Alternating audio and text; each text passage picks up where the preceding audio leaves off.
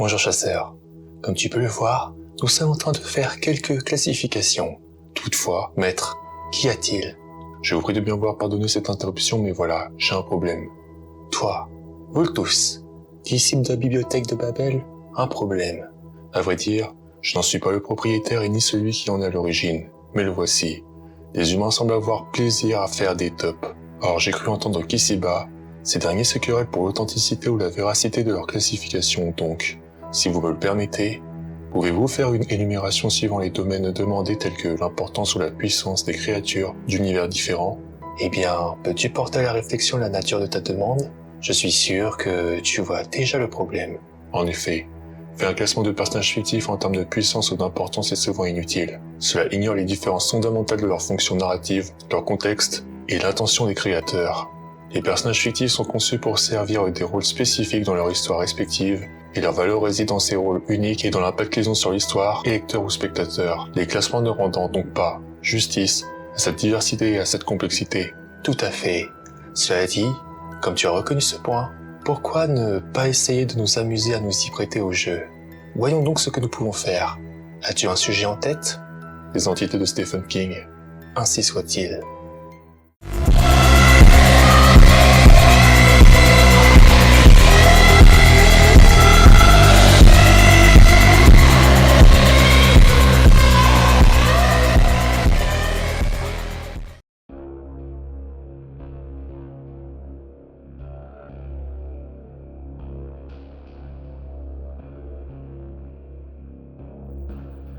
Bien, comme vous avez entendu, faire un classement de ces êtres n'est pas sérieux. Toutefois, nous tâcherons de faire au mieux. Pour commencer, si ce n'est pas déjà fait, je vous invite à voir l'ancienne vidéo qui présente de manière généreuse l'ensemble de ce qu'il y a à savoir. Cela nous donnant l'occasion de ne pas rentrer dans des détails exhaustifs, mais néanmoins, rappelons tout de même que l'univers de Stephen King est un multivers, un ensemble de mondes parallèles interconnectés par une tour sombre appelée Gan, qui est le centre de ce multivers, agissant comme un pivot qui maintient l'équilibre entre les différents mondes, en son sein, mais aussi à travers tous ses pores mais encore plus en dehors, regorgeant de vie qui soit maintiennent un équilibre ou une altération trouble en cet univers. Voyons donc les 5 êtres susceptibles d'avoir le plus d'emprise sur ce dernier. Parlons de la 5e position, où se trouvent les Grandioses, également connus sous le nom des Grands Anciens, inspirés des Great Old Ones de Lovecraft. Selon différentes sources, ils viennent d'endroits comme le Prime, Discordia, Todash ou d'autres noms similaires, bien que certains distinguent de ces différentes dimensions. Ces entités, vues comme maléfiques par les humains, cherchent à détruire Gan pour faire perdurer uniquement le Prime. Ils prennent souvent l'apparence qui affecte le moins l'esprit humain, comme des créatures à plusieurs pattes ou des méduses, mais leur forme la plus authentique est celle des Lumières Mortes. Dans ce groupe, je compte tous les Grandioses introduits dans Gan, en particulier ceux qui s'opposent directement aux gardiens des 6 rayons, chacun ayant un gardien à son extrémité. Il y a aussi 6 démons élémentaires, un pour chaque rayon, représentant le monde invisible et ces créatures abandonnées lorsque la primauté a commencé à décliner. Parmi eux, il y a des démons parlants, des démons de maison aussi appelés fantômes, et des démons malades associés aux maladies, qui sont moins puissants des créatures de machines. Cependant, les démons supérieurs dont je parle sont ceux qui s'opposent directement aux gardiens, possédant 12 aspects, à la fois mâles et femelles, car ils sont hermaphrodites bien qu'ils semblent stériles en conséquence. Le plus connu de ces démons est évidemment Pennywise, également appelé It ou Sa, qui se nourrit de la peur et de la souffrance de ses victimes avant de les dévorer. Il est lié au rayon de la tortue Matourine, considéré comme son adversaire et son frère. Pennywise fait partie des entités anciennes et primordiales liées aux forces chaotiques de l'univers, associées au Prime, une dimension de chaos et de ténèbres d'où il tire son pouvoir. Il représente une force destructrice qui cherche à semer la terreur et la désolation, intimement liée à l'équilibre cosmique et influençant bien au-delà de la réalité humaine. Mais pour en savoir plus, je vous invite à regarder cette chasse.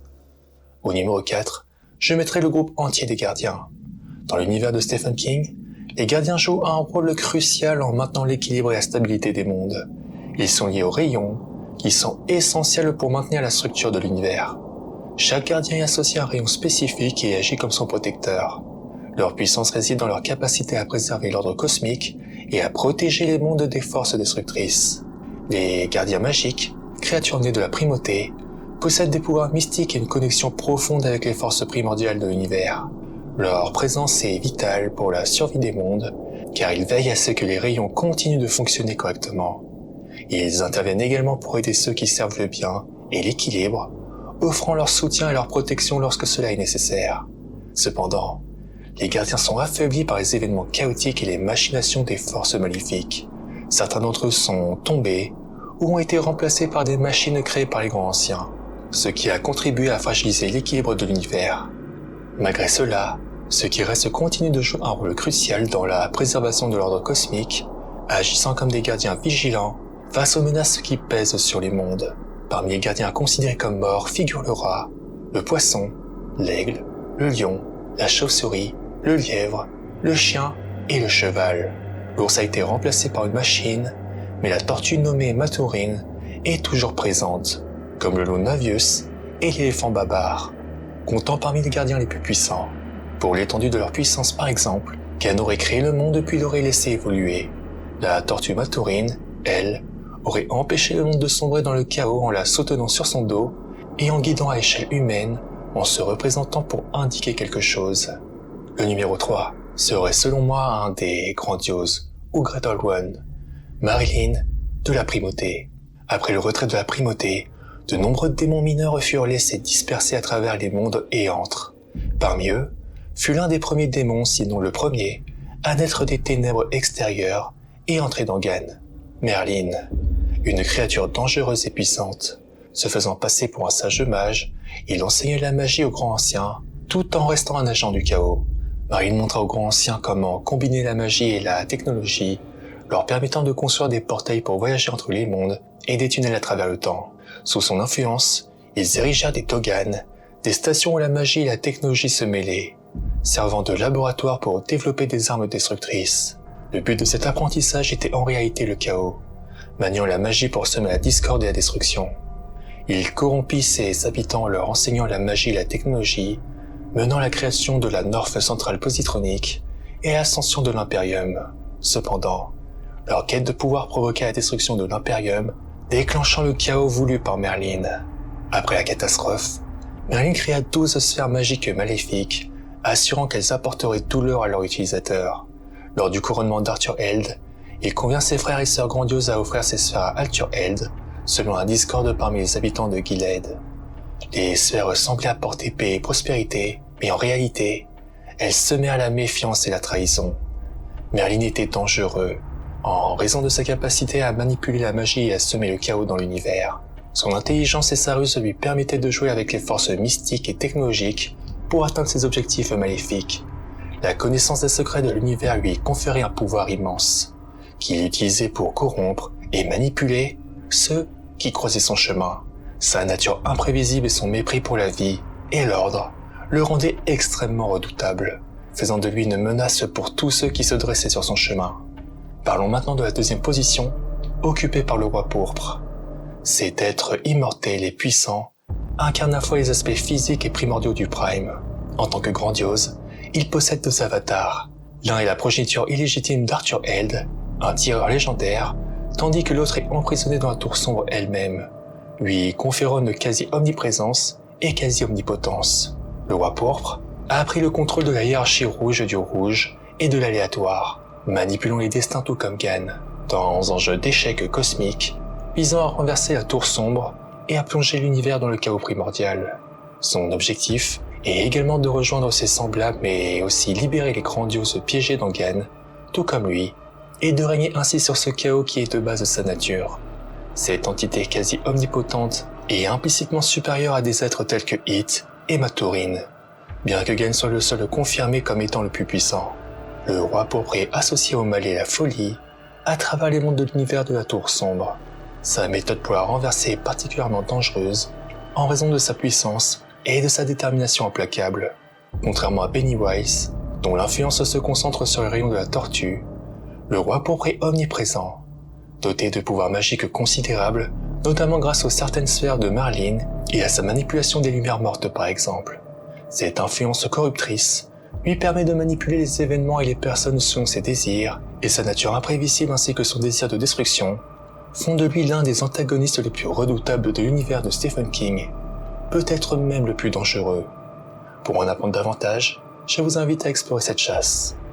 Ainsi, nous abordons la première position où deux entités se distinguent, l'une étant supérieure à l'autre selon le point de vue, Gan et les entités du Prime. Gan est considéré comme le plus puissant, représentant une force primordiale associée à la création et la stabilité de l'univers. Il est le créateur du multivers dans lequel se déroulent les histoires de Stephen King, détenant ainsi un pouvoir immense sur la réalité. Sa présence est essentielle pour maintenir l'équilibre cosmique et empêcher le chaos absolu. Son absence ou perturbation peut avoir des conséquences catastrophiques pour l'univers tout entier. Gan est souvent associé au contrôle des destinées et des événements, influençant le cours des événements selon sa volonté. En tant qu'entité transcendantale, son pouvoir dépasse la compréhension humaine et le place au-dessus de toutes les autres forces de l'univers. En résumé, Gan est considéré comme l'entité la plus puissante et la plus vénérée dans l'univers de Stephen King en raison de son rôle de créateur, de mainteneur de la stabilité cosmique et de contrôleur des destinées à l'image d'un dieu monothéiste. Néanmoins, bien que son adversaire direct semble être le roi cramoisi, les entités du Prime semblent être plus nombreuses et probablement aussi puissants, mais c'est la pure spéculation. Explorons pourquoi. Le Prime est une dimension primordiale chaotique, d'où proviennent les entités les plus anciennes et les plus puissantes. Certaines pensent que le Prime est la source même de toute création, y compris de Gan lui-même. Selon cette perspective, Gan pourrait être une manifestation ou une extension du Prime, ce qui signifie que le Prime est la force fondamentale à partir de laquelle tout découle. Cette idée suggère que le Prime est la véritable essence de l'univers et que Gan n'en est qu'une partie. Ces concepts sont souvent sujets à interprétation et restent ouverts à différentes perspectives selon les récits de Stephen King.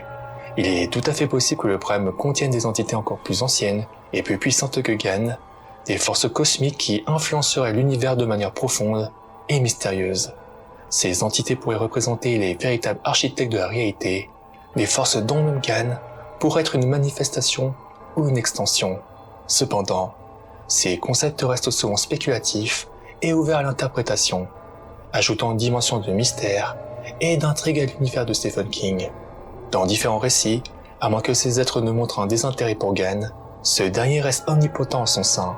Il peut être considéré comme un simple passager ou une progéniture du Prime, intervenant parfois pour contrecarrer les plans des grandioses qui le maltraitent.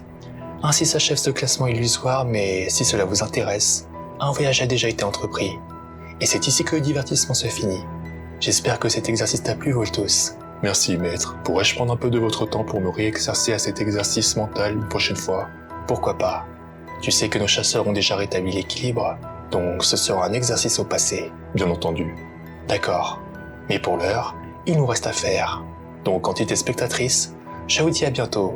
Et si toutefois vous voulez en faire de même, voyons ce que vous allez argumenter pour votre propre hiérarchie de Stephen King en commentaire. À bientôt.